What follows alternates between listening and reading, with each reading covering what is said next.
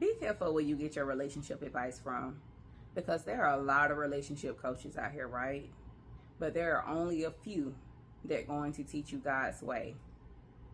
Because I saw a very disturbing video this morning of a relationship coach giving advice on basically dating a man that is separated. And he was trying to correct women in their wrongdoing, stating that if you are dating a man that is separated, to leave him alone because he's still married. What he did not say is, if you are dating a man that is divorced, leave him alone. Because his statement implied that, well, as long as that man is divorced, it's okay to date. And that's not what God says. God says that you can legally divorce if you want to, but you still married. He only honors that one marriage. And if you are to look at another woman or remarry, you are committing adultery. That's just like with a baby, right? You know, a baby can have many caretakers, right? But that child only has one biological mother, one biological father.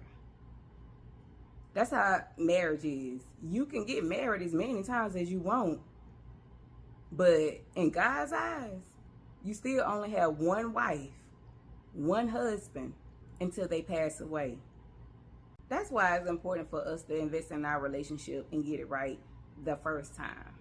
Because if we don't, then we risk our soul going to hell, especially when it involves marriage. Because people get married all the time, and as soon as it gets hard, you want to bail out.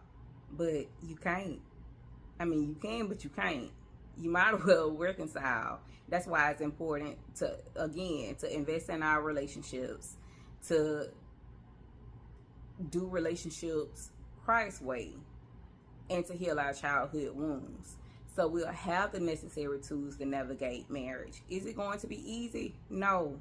But you need tools in order to navigate. Because if you out here allowing your wounds to rule over your relationship, then you're going to let your wounds ruin your future and your soul. Be about your Father's business.